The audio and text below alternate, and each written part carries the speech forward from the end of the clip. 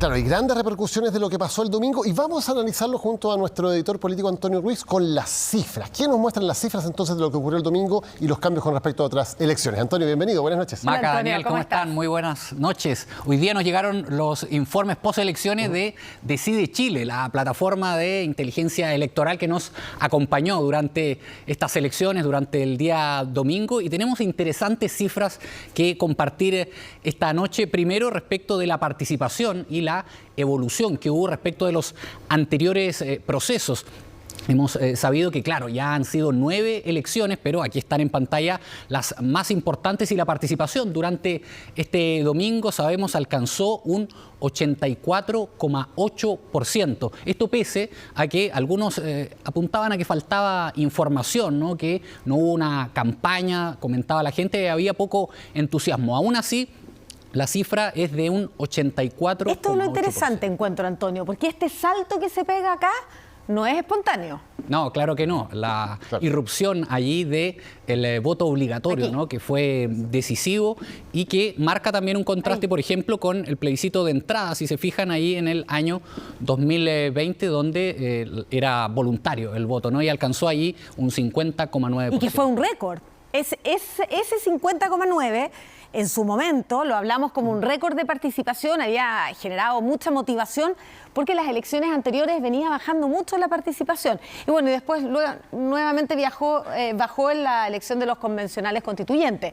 Pero este aumento que se da tiene que ver con la obligatoriedad del voto, que tuvo además otras consecuencias. Claro, vamos a verla. Sí, claro que sí. De hecho, para consignar, esta es la tercera elección con mayor participación desde el retorno a la democracia. Y aquí sabemos que se ven bastantes cifras, pero vamos a tratar de explicarlas. De hecho, fíjense en la de más arriba, que es la que indica los votos nulos y blancos. Fíjense ustedes cómo la barrera superior se va elevando hasta que nos encontramos allí con los más de 2.687.000 votos nulos y blancos que hubo este domingo. Es el cambio muy interesante, porque claro, en el anterior veíamos que la participación en el plebiscito de salida y en estas elecciones fue prácticamente igual, pero la gran diferencia está acá. Toda esta gente que fue a votar de todas maneras, porque el voto es obligatorio, pero lo hizo sin querer marcar preferencia por ninguno. Vean la diferencia entre apenas 278.000 personas en el plebiscito, donde evidentemente había mucha más información y más motivación, y lo que ocurrió ayer,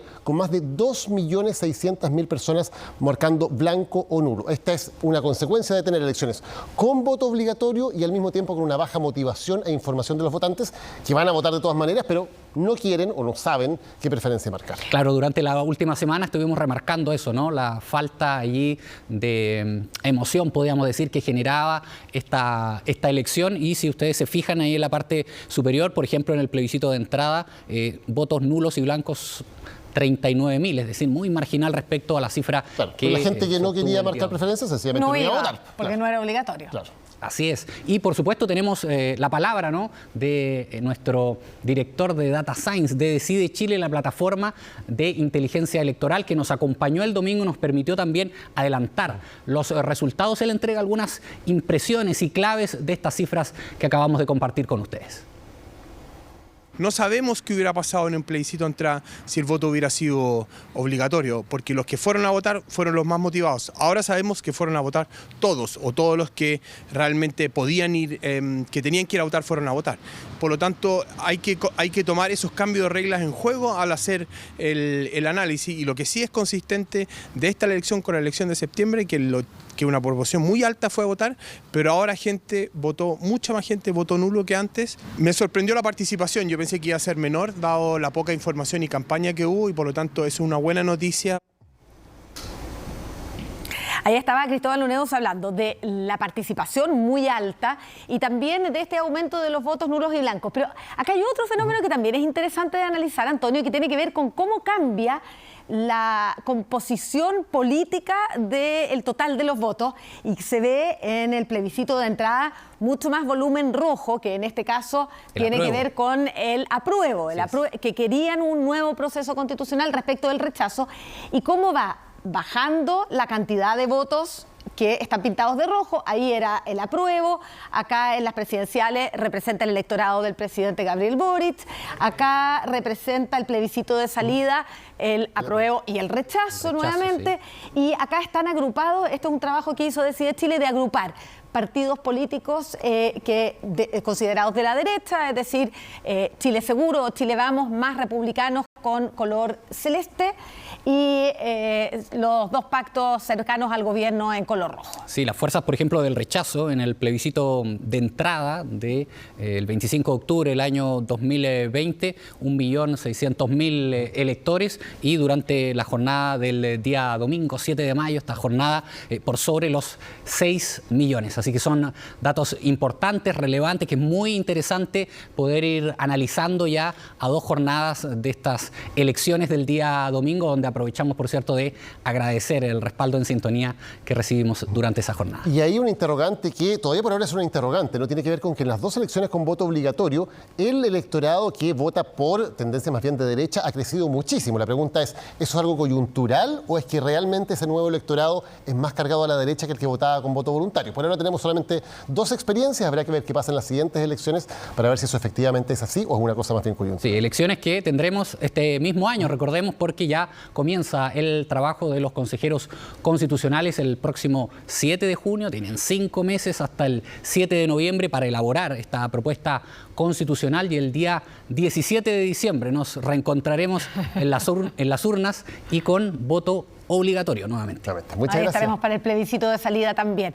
Muchas gracias, Antonio. Buenas noches. Que estés bien, que tengas buenas noches. Bueno, y precisamente con respecto a este trabajo, ya comenzaron las primeras críticas y las primeras polémicas sobre lo que va a ocurrir en el trabajo de este Consejo. Ello por declaraciones de un diputado del Partido Republicano, quien dijo que esa colectividad no firmó las 12 bases establecidas por la Constitución como límites o marcos de este nuevo proceso. La aplastante victoria de los republicanos provoca también por estos días diversos coletazos, reacciones en Chile Vamos.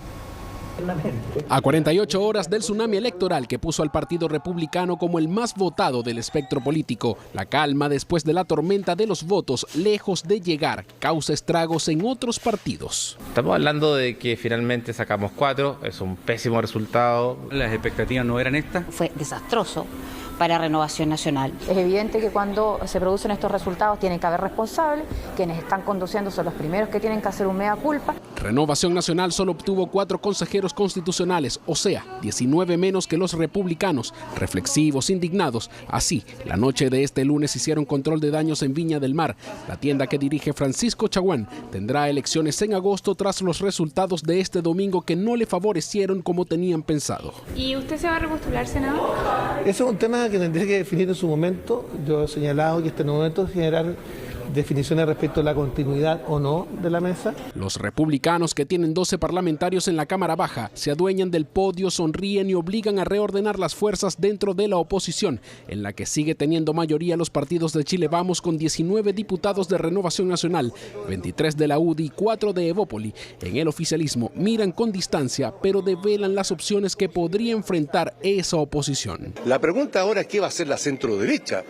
¿Va a tratar de llegar a acuerdos ese sector con el gobierno o simplemente se van a tener que ver obligados a acercarse al sector de republicanos? Bueno, es un tema que con respeto lo tienen que contestar los republicanos, no lo podemos contestar nosotros. La vocación nuestra siempre ha sido el diálogo y de hecho nos han criticado precisamente por dialogar con el gobierno, dialogar con las distintas fuerzas políticas. El tono de los republicanos, al menos en el Congreso y a 48 horas de la elección en la que arrasaron, es más bien conciliador. No hay nada más republicano que el diálogo.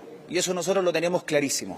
Tenemos que tratar de encontrar un texto lo más amplio posible. Pero de igual manera, la primera polémica post resultados del domingo no tardó en llegar, y desde la propia bancada. Bueno, nosotros no concurrimos a firmar esos 12 puntos. Ahora hay varios de los mismos que son parte de la Constitución actual, no tenemos ningún problema con eso. El diputado Johannes Kaiser, reconocido por más de alguna polémica en el Congreso, desató reacciones al asegurar que no van a defender ni a compartir los llamados 12 bordes que regirán al nuevo proceso constitucional, entre esos el que definiría a Chile como un Estado social democrático y de derecho. No nos pueden decir a nosotros que votamos en contra de todas estas cuestiones, que ahora nos tenemos que alegrar porque están algunos bordes que nosotros rechazamos también por razones de convicción. Constitución. Me alegro de que Johannes Kaiser sea diputado y que no sea consejero constituyente, porque la decisión respecto a lo que se hace con la futura Constitución la van a votar los consejeros constituyentes electos. No podemos repetir los errores que tuvo el proceso anterior, con maximalismos, con declaraciones que son desafortunadas. Dice que no va a respetar los 12 puntos porque ellos no lo firmaron, cuando los 12 puntos están en un transitorio de la Constitución Política de la República. Aún no se instalan los 51 consejeros y estos son los primeros coletazos de la abrumadora elección que parece permear desde ya a todo el mundo político y a sus fuerzas.